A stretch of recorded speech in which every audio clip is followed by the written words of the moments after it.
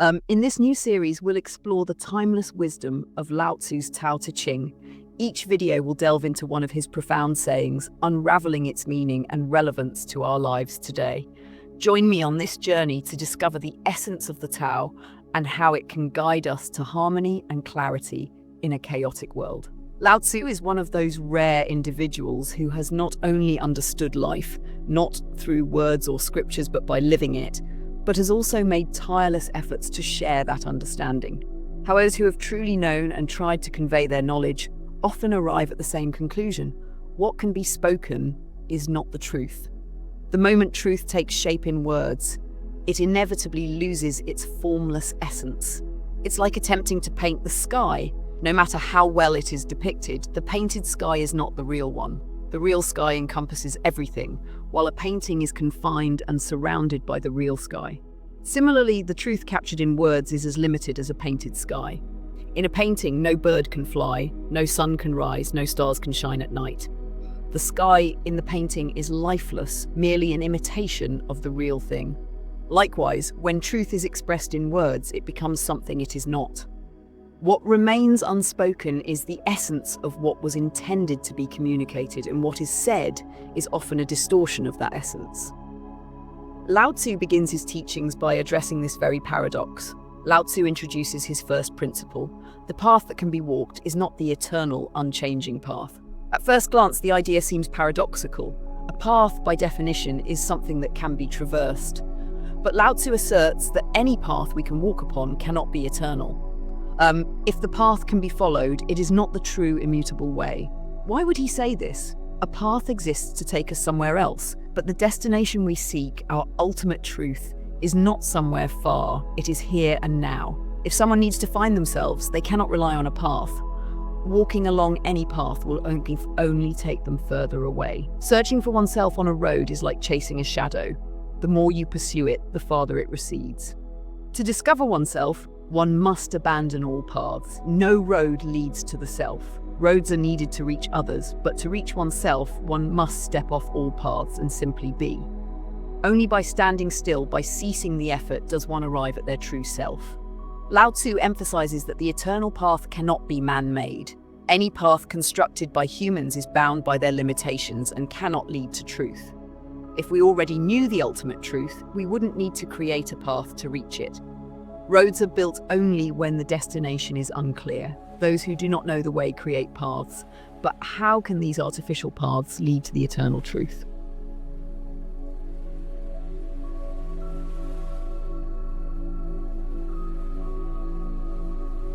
The eternal path is not created by man. It existed before humans came into being, and it will continue to exist even when humanity ceases to exist.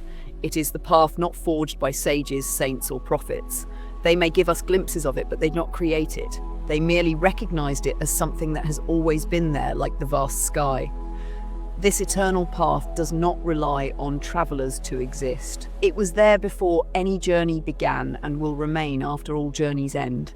Even if no one walks it, the path endures. However, any path that is walked upon becomes corrupted. The traveler, burdened by their impurities, inevitably taints the path. People walk the road with their baggage, their desires, fears, and struggles, and these infect the very way they tread. Lao Tzu likens this to a muddy pool of water. If someone tries desperately to clear the water by stirring it, they only raise more sediment, making it murkier. The more they attempt to purify it, the dirtier it becomes.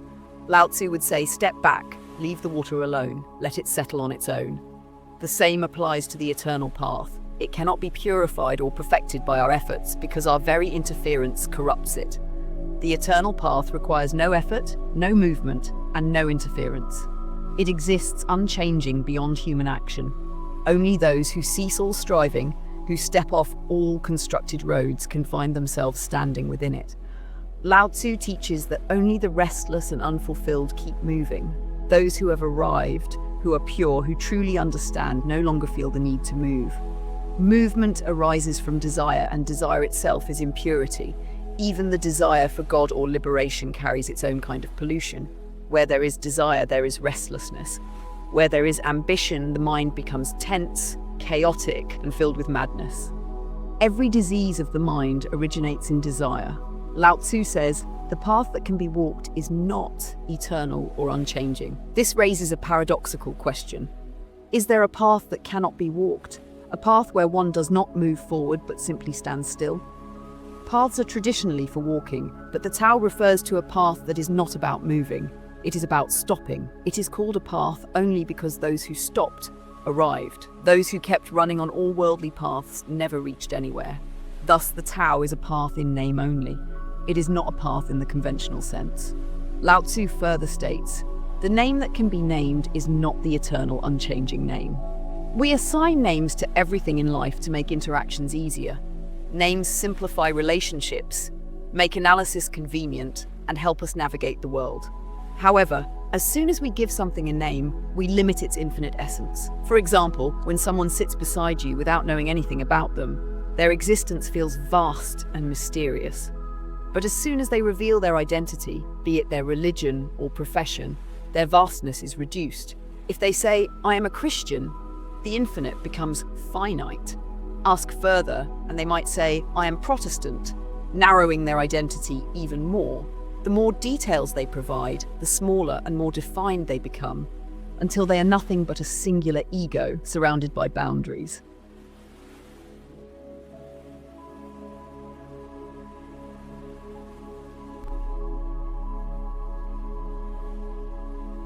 Naming offers us convenience. It allows us to predict and categorize people and things. But in doing so, the mystery and vastness are lost. Names serve our practical needs, but do not reflect the ultimate truth. Can we then name the ultimate reality, the divine? Even a small object loses its essence when named, so how can we give a meaningful name to the infinite? For the divine, our eyes cannot see it, our hands cannot touch it, our ears cannot hear it. And yet, those who truly understand say all that we see, touch, and hear is nothing but the divine. But for those who do not know, the divine is invisible. And for those who do know, it is everywhere and in everything. If the divine is everywhere, how can it be named? Naming requires boundaries, and the divine has none. If someone appears in a mosque, we may call them a Muslim. But if that same person is also found in temples, churches, and gurudwaras, how can we categorize them? And if wherever we go, we encounter that same essence, calling it by any one name becomes impossible. Those who do not know cannot give it a name, for they have not experienced it. And those who do know cannot name it, for they see that all names belong to it, and it transcends them all. Thus, Lao Tzu says, the name that can be named is not the eternal name. A name exists so that it can be remembered, called upon, or used to summon.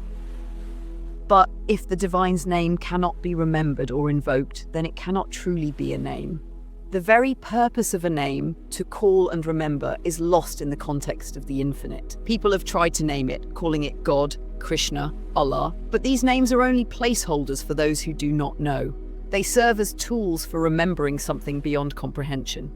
But the eternal reality remains nameless, beyond all attempts to contain it within words. We are often lost in the pursuit of names and definitions, clinging to labels as if they hold the essence of what they represent. Lao Tzu challenges this notion, asserting that the moment we name something, we confine it. A name creates boundaries, shrinking the vastness into something comprehensible yet limited. It is not the thing itself, but merely a tool for our convenience. When we name God, what do we achieve? A Muslim calling him Allah reveals the believer's background, not the essence of the divine. If they truly understood that all names point to the same ultimate reality, conflicts would cease. But alas, the name is all we have, and the essence remains unknown.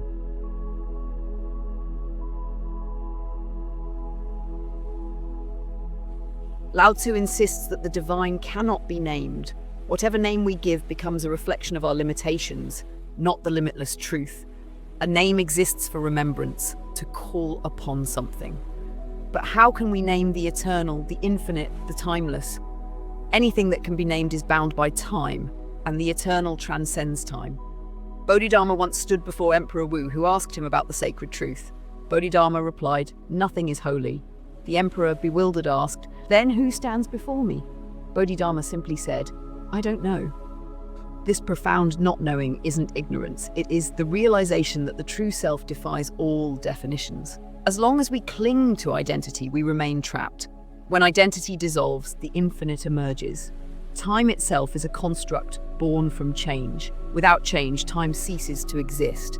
Imagine sitting in a room where nothing changes, not the ticking of a clock, not the movement of people, not even a shift in light.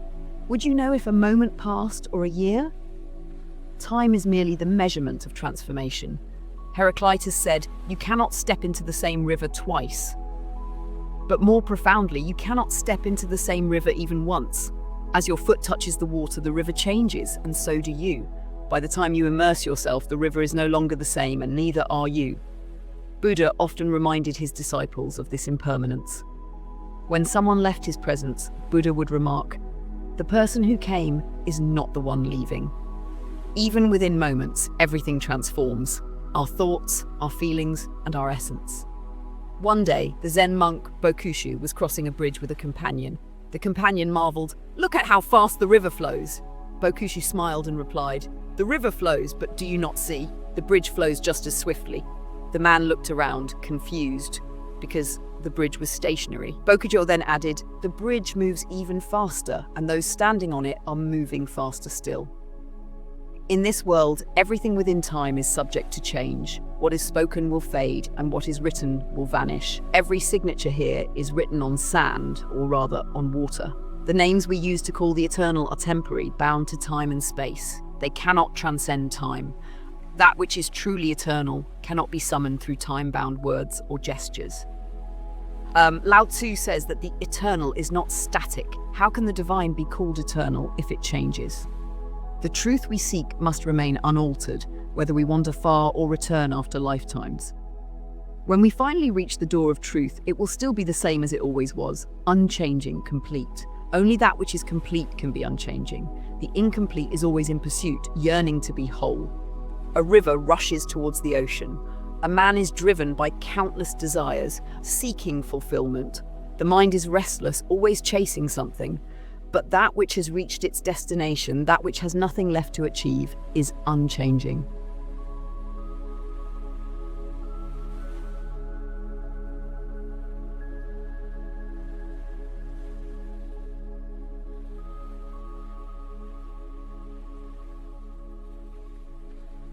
A mystic once played a single note on a stringed instrument over and over again. His neighbors grew irritated and asked him, "Why do you keep playing the same note?" Real musicians move their hands up and down the strings to create melodies. The mystic replied, "They are searching for the right note. I have found it." If the divine were to play a note, it would be just one, unchanging and eternal. Lao Tzu says that what we speak of, what we try to define, is not the eternal. Words and names arise from the mind, and the mind is limited. The mind creates substitutes for the truth to give us a sense of understanding, but these substitutes are not the truth. The human mind resists the idea that the eternal cannot be defined. It clings to names and forms for comfort. When we say God, the mind is at ease, thinking it knows. But Lao Tzu breaks all these illusions. He takes away every support, leaving us in a void where nothing can be grasped. So, how does one describe the eternal? There are two approaches. The first is the positive, pointing directly to something and saying, "This is it." But this method can only describe limited, tangible things. The vast, infinite truth cannot be pointed to. The second approach is the negative, saying what it is not. This is the path of negation, of neti, not this, not this. It requires patience because for everything you suggest, "Is it this?" the answer will be no. This process continues until there is nothing left to deny. When everything has been negated, what remains is the eternal. Imagine a room where you begin by pointing to objects, the table, the chair, the walls. Each time I say, "No, not this," eventually you run out of objects to point to, even yourself. When there is nothing left to grasp, that is when Lao Tzu would say, "This is it." But then you might ask, how can it be when everything has been denied? This is the paradox Lao Tzu presents. The eternal cannot be spoken of, named or held, yet it exists, unchanging beyond all definitions. It is. Once there was a Tibetan story about a mosquito, a rather unique mosquito. Humans described it as small, but among its kind it was a giant, a king. While some mosquitoes lived on dung heaps or treetops, this king needed a palace befitting his stature. The mosquitoes searched and decided that the ear of an elephant would be the perfect palace for their king. The mosquito arrived at the enormous doorway of the elephant's ear and announced, "O elephant, I am the king of mosquitoes, and I bestow my grace upon you by making your ear my abode." As tradition demanded, the mosquito made the declaration 3 times, ensuring proper protocol. The elephant remained silent. The mosquito assumed the silence was a sign of consent and moved in, establishing his kingdom within the vast space of the elephant's ear.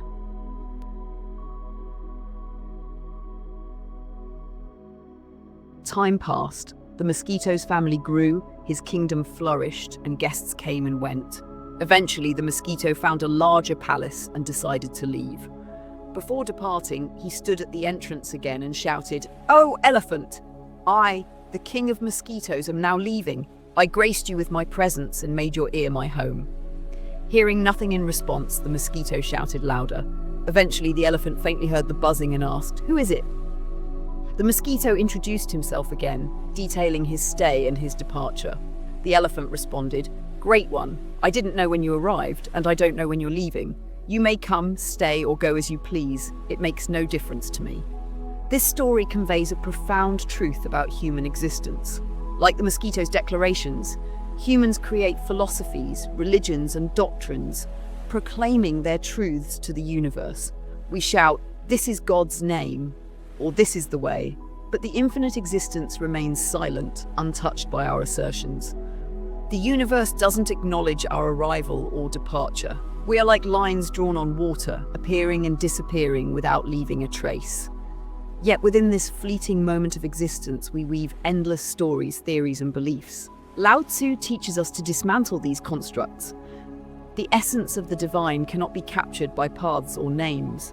What we call a path is not the true way, and what we call a name is not the ultimate name. To find the divine, one must transcend paths and names, for even the smallest deviation from the truth becomes an infinite error. A disciple once came to Marpa seeking guidance. For 3 years, the disciple pleaded for answers about the divine. Whenever he asked, Marpa would fall silent or stop walking mid-step. Frustrated, the disciple finally decided to leave, saying, "You never answered my questions." Marpa replied, "When did you ever enter? You remained at the doorstep, never stepping in. Each time you asked, my silence was the answer. If only you had stopped questioning and shared in my silence, we would have united." This is the paradox. To speak of the divine, one must be silent. To guide someone toward it, one must stand still. Lao Tzu's teachings strip away layer after layer until nothing remains, not even the seeker. What is left is emptiness, the purest state of being. Only in this emptiness can the Tao, the eternal way, manifest. This emptiness is free from all impurities, desires, and thoughts. The slightest disturbance creates chaos, igniting the cycle of birth and rebirth. But when the mind becomes completely still, without names, paths, or destinations, the eternal truth reveals itself. In this state, the Tao emerges, the true path becomes evident, and the eternal law is understood. Thank you for joining me on this journey through the profound wisdom of Lao Tzu. If this resonated with you, don't forget to like, share, and subscribe to the channel. Let me know your thoughts or questions in the comments below. I'd love to hear your perspective. Stay tuned for the next video where we'll dive deeper into the timeless teachings of the Tao Te Ching. Until then, stay curious, stay mindful, and keep exploring the path of wisdom. See you soon.